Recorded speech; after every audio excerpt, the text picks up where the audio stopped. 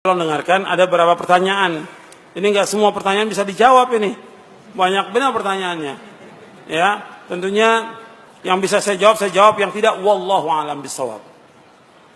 Ada seorang bertanya, ada seorang ikhwan berguru kepada seorang guru yang dia pernah belajar kepada Syekh bin Baz. Kemudian orang itu tidak berjenggot. Kemudian apakah boleh? Sekarang saya mau tanya kepada antum, jenggot itu sunnah atau tidak? Sunnah. Maksudnya sunnah yang mana?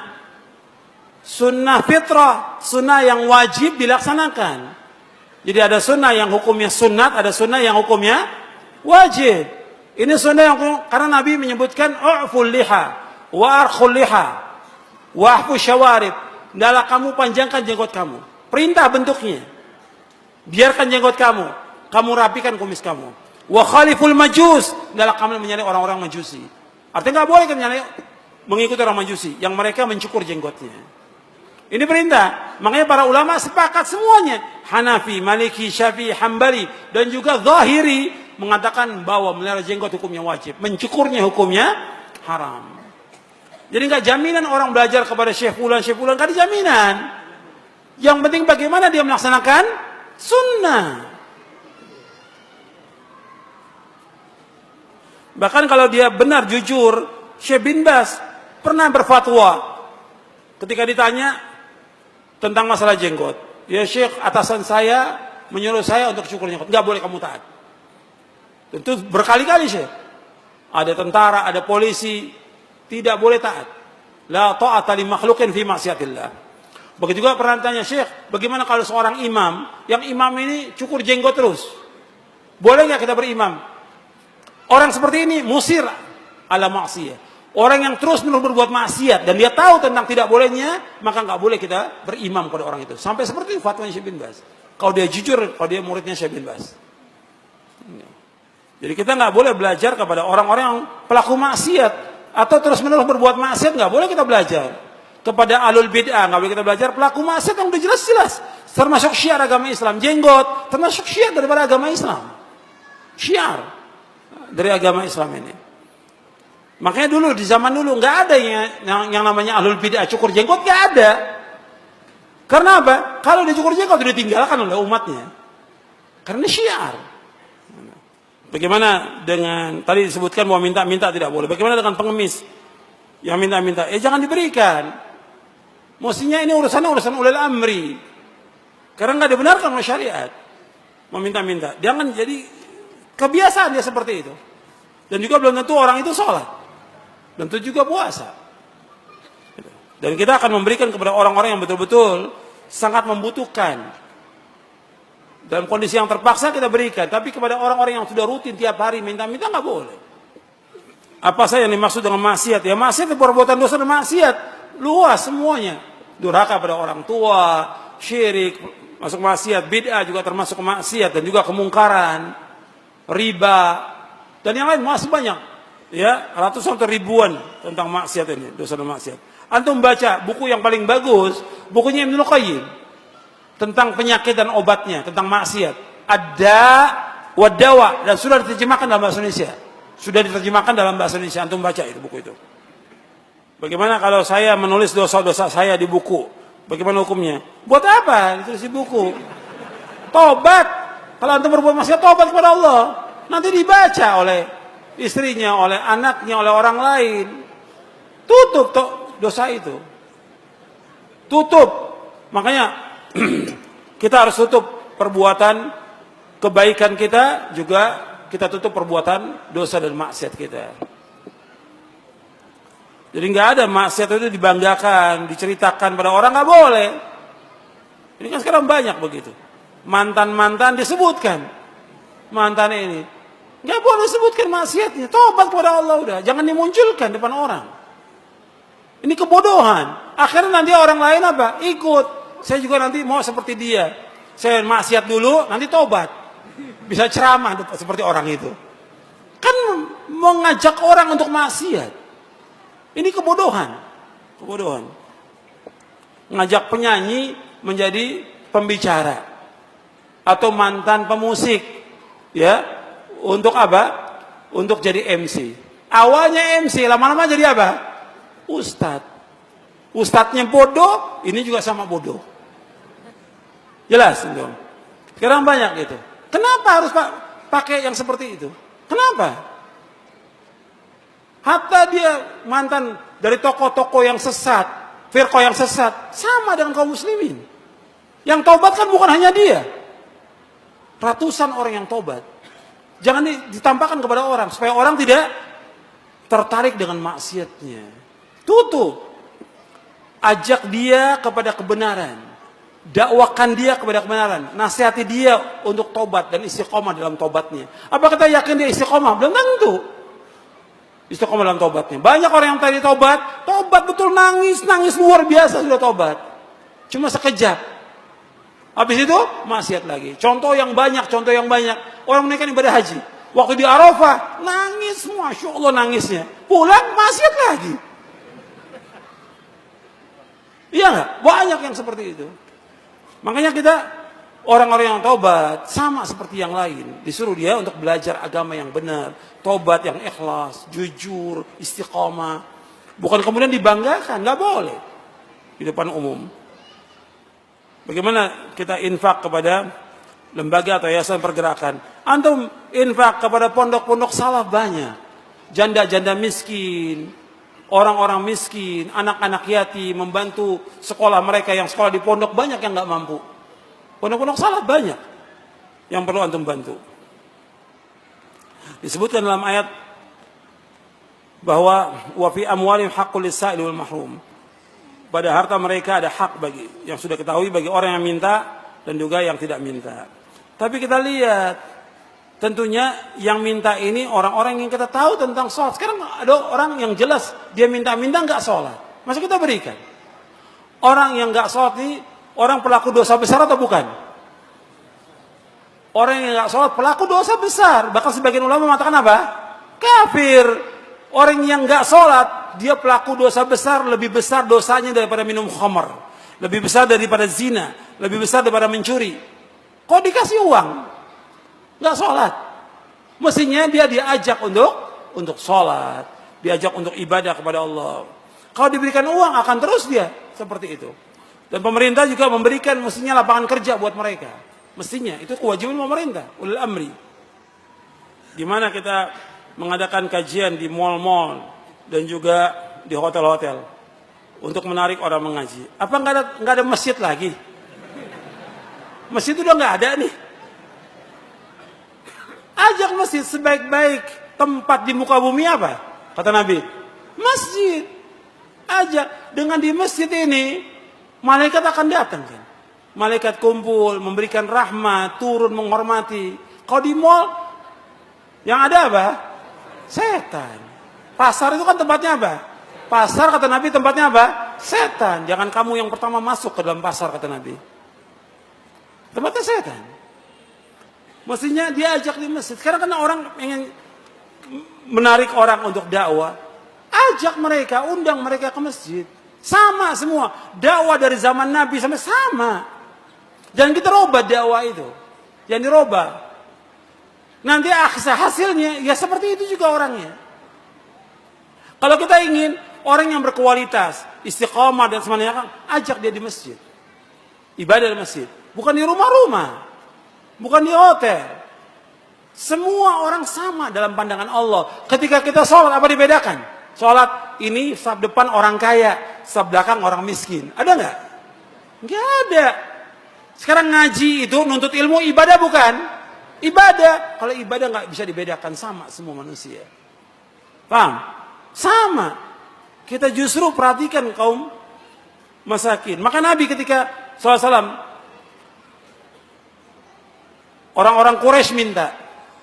Orang Quraisy, tokoh-tokohnya minta Nabi berdakwah, tapi nggak ada orang-orang miskin. Kayak Sa'ad bin Abi Waqqas, Bilal, dan yang lainnya. Nggak mau mereka. Nggak mau. Allah turunkan ayat menegur Nabi.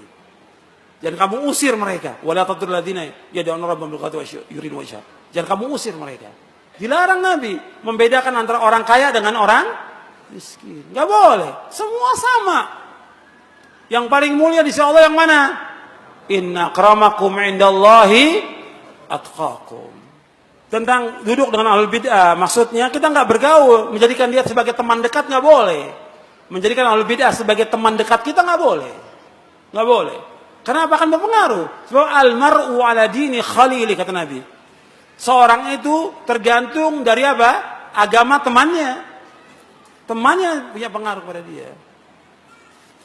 Dan kita jangan merasa, oh saya sih kuat, saya kan udah ngaji. Jangan sok. Ini muridnya Ibnu Abbas, bisa jadi apa? Khawarij. Atau dia merasa saya ustadz, insya Allah saya duduk sama ahlul bid'ah nggak pengaruh. Dulu para imam, Imam Tawus, Imam Ahlus Sunnah, ada ahlul bid'ah membacakan ayat. Pergi kamu. Saya yang pergi atau kamu yang pergi? Tegas. Kalau sekarang ini nggak punya sikap Ahlus Sunnah kepada ahlul bid'ah, nggak punya sikap. Harus punya sikap kepada ahlul bid'ah. Sebagaimana mereka juga punya sikap. Mereka nggak senang dengan pengajian kita, nggak senang dengan dakwah kita. Tapi kita disuruh untuk membenarkan perbuatan mereka, nggak bisa. Yang batil tetap batil selamanya batil. Yang bid'ah tetap bid'ah selamanya, nggak ada bid'ah hasanah dalam Islam. Harus punya sikap orang Islam itu. Ini ada pertanyaan. Istri saya hamil. Disuruh orang tua kalau umur 4 bulan pulang kampung, diadakan selamatan baca Quran, dimandikan dengan air, dengan yang sudah ditiup oleh orang-orang yang baca Quran tadi. Kemudian 7 bulan juga diselamatkan. Ini nggak ada, ini semua bid'ah. Ini semua perbuatan bid'ah dan nggak ada manfaat sama sekali buat anaknya. Nggak ada, bukan dari Nabi.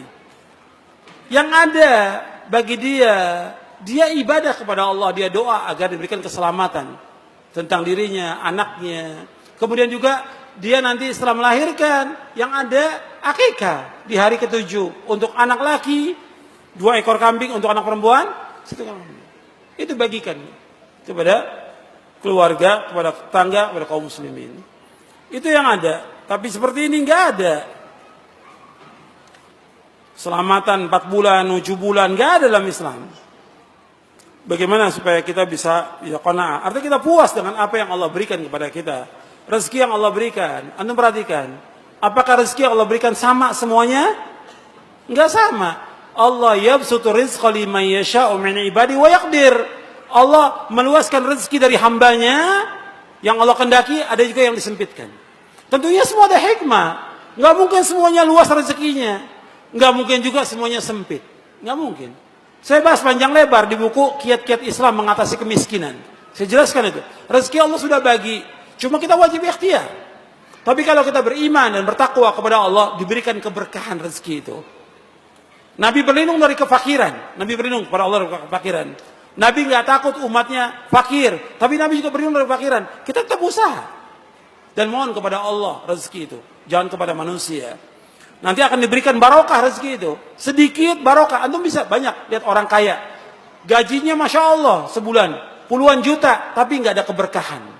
Tapi ada orang yang gajinya cuma 1 juta atau 3 juta. Barokah. Cukup buat istrinya, anaknya, orang tua cukup. Itu barokah. Makanya kita harus puas dengan rezeki yang Allah berikan. Maka kita jadi orang yang paling kaya di muka bumi ini. Saya mengamati perkembangan dakwah salafiyah. Khususnya tempat saya. Sejak zaman dahulu, kalau saya amati, dulu para da'i salafi sangat semangat untuk memberantas syirik dan bid'ah. Namun sekarang sedikit di antara mereka yang melakukan itu. Yang disampaikan masalah-masalah yang pada umumnya disepakati oleh umat Islam. Bagaimana tentang ini? Ya kalau antum melihat da'i yang seperti itu, ya antum ingatkan dong. Kan pokoknya dakwah adalah apa? Tauhid. Insya Allah besok saya akan jelaskan. Dakwah itu pokoknya adalah tauhid. Dakwah itu bukan yang lain. Harus tegakkan tauhid. Kalau sekarang ini kayaknya nggak jelas dakwah itu. Katanya dia salafi, tapi dakwahnya judul film. Ada nggak seperti itu? Ada. Lo antum ini mau dakwah, mau main film? Apa ada kejelasan? Antum mau dakwah, mau main film sinetron. Kadang-kadang sebelahnya juga mantan apa? Mantan artis. Antum ini mau dakwah. Ini dakwah ini ngajak orang kepada agama yang benar. Ngajak orang bagaimana orang ibadah kepada Allah. Mengajak orang ke sorga. Mengajak orang kepada akhirat. Tuntunan yang benar, bukan tontonan. Dakwah itu tuntunan, bukan tontonan. Bukan nyari bagaimana orang supaya ikut. Enggak. Kita mengajak orang kepada orang mau ikut, silahkan, gak ikut, karena masalah dalam dakwah. Bukan banyaknya orang, bukan. Allah menyebutkan dalam Al-Quran, "Faman syaa'a falyu'min wa man syaa'a falyakfur." Siapa yang mau iman, silahkan iman. Yang mau kufur, silahkan kufur. Dai itu seperti orang yang mengundang makan. Kalau orang kita undang, dia datang, dapat hidayah dia. Tapi kalau dia nggak datang, sudah dia seperti itu. Makanya antum perhatikan, dakwah ini harus tegas, jelas, manhaj jelas, tauhid, ajak tauhid. Dakwah yang tidak mengajak pada tauhid menyimpang dari manhajnya para nabi dan para rasul alaihi wassalatu wassalam. Yang insya Allah besok saya akan jelaskan tentang kaidahnya. Bagaimana kalau kita sudah berusaha untuk istiqomah, tetapi keluarga tidak mendukung? Nggak ada masalah. Kita tetap disuruh oleh Allah untuk istiqomah. Fastaqim kama umirta wa man taba ma'aka wa la tatghaw. Dalam kamu istiqomah kepada apa yang Allah perintahkan kepada kamu. Bersama orang-orang yang taubat bersama kamu, dan jangan melewati batas.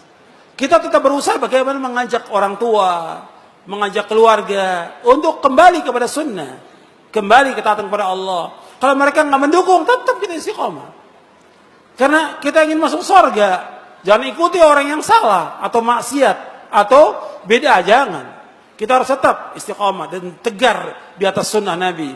Memang istiqomah itu berat, cobaannya juga berat. Setan berusaha bagaimana supaya kita istiqomah. Tapi kita berusaha mengajak dengan cara yang baik.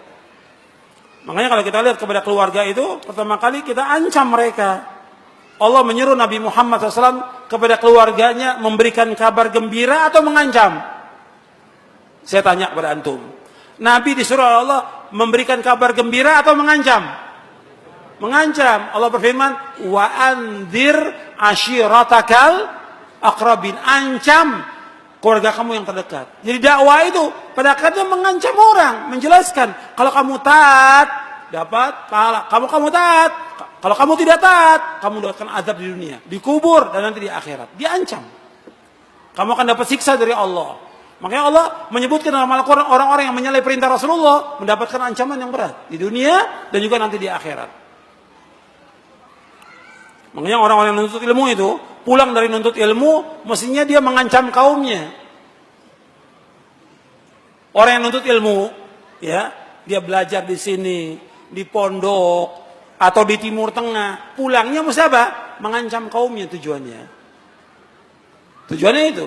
Liyundiru qaumahum idza raja'u ilaihim la'allahum yahdharun. Allah sebutkan dalam surah Taubah agar mereka yang tafaquh fid din ini mengancam keluarga mereka bila mereka pulang ke kampung mereka, kepada keluarga mereka, agar mereka hati-hati. Sekarang enggak diancam, enggak dikasih peringatan, dibiarkan, enggak boleh. Terus kita harus peringatan. Allah berfirman, ya ayyuhalladzina amanu qu anfusakum wa ahlikum nar. Wah, yang beriman, jaga diri kamu dan keluarga kamu dari apa? Dari api neraka. Ancam mereka dengan neraka supaya mereka takut dan berhati-hati. Bagaimana kalau kita dalam keadaan sulit, kita minta tolong kepada orang lain, boleh atau tidak? Boleh. Dalam hal yang orang lain mampu, boleh. Yang nggak boleh kalau orang itu tidak mampu. Seperti tolong menolong, pinjam meminjam uang, boleh kita minta tolong pada dia, minta bantuan karena kita mengalami kesulitan dan sudah berusaha nggak mampu kita, boleh. Tapi dalam kondisi yang terpaksa dan darurat. Kalau minta-minta seperti yang tadi disebutkan untuk pribadi, kekayaan pribadi, yang nggak boleh. Bagaimana kita memberikan semangat lagi kepada diri kita dan keluarga kita dan juga kawan-kawan untuk mengaji kembali. Bahwa ada juga orang-orang yang kemudian dia futur, lemah semangatnya. Ya diingatkan. Kalau orang-orang udah lemah, futur, diingatkan. Kenapa harus futur? Kita harus semangat. Kita bandingkan begini, antum perhatikan. Tolong perhatikan. Orang yang berbuat maksiat, futur enggak dia? Terus maksiat. Orang yang bid'ah, futur enggak? Siang bid'ah, sore bid'ah, malam nyanyi terus dia. Iya enggak? Yang syirik, antum lihat dia ampel. Yang ruku dan sujud, minta-minta, apa berhenti? Terus. Kenapa orang yang berbuat syirik, berbuat maksiat, berbuat bidah, bisa terus mereka nggak futur? Kenapa yang taat kepada Allah di atas sunnah kita futur? Kenapa kita futur? Mestinya kita mendapatkan ganjaran yang besar dengan taat kepada Allah. Nggak boleh kita putus asa dari rahmat Allah.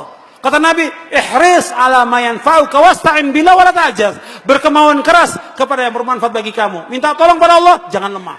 Jangan lemah kita. Terus kita meniti jalan yang hak ini. Karena jalan yang kita tuju, jalan menuju sorga. Jalan menuju sorga yang luasnya seluas langit dan bumi. Bukan dunia. Ini yang kita kejar. Dunia ini sebentar, gak ada artinya. Kita hidup hanya berapa tahun aja. Maka terus berbuat ketaatan. Jauhkan maksiat. Terus di atas manhaj yang hak. Jauhkan yang bid'ah. Jagakan sunnah. Sampai kita diwafatkan oleh Allah Ta'ala. Mudah-mudahan yang saya sampaikan bermanfaat untuk saya dan untuk sekalian. Sudah masuk waktu Isya. Dan cukup sampai di sini kajian kita. Kurang lebihnya saya mohon maaf, itu yang bisa saya jawab. Insya Allah kita lanjutkan besok dengan buku Syarah Akidah Ahlussunnah wal Jamaah. Saya mohon maaf kurang lebihnya, dan mudah-mudahan Allah memberikan istiqamah kepada kita di atas jalan yang hak, di atas Quran was sunnah ala fahmi salaf, di atas ketaatan kepada Allah, dan mudah-mudahan Allah mengampuni dosa-dosa kita. Wa sallallahu nabiyana Muhammadin sallallahu alaihi wasallam, subhanakallahumma wa bihamdik, asyhadu an la ilaha illa anta, astaghfiruka wa atubu ilaik. Assalamualaikum warahmatullahi wabarakatuh.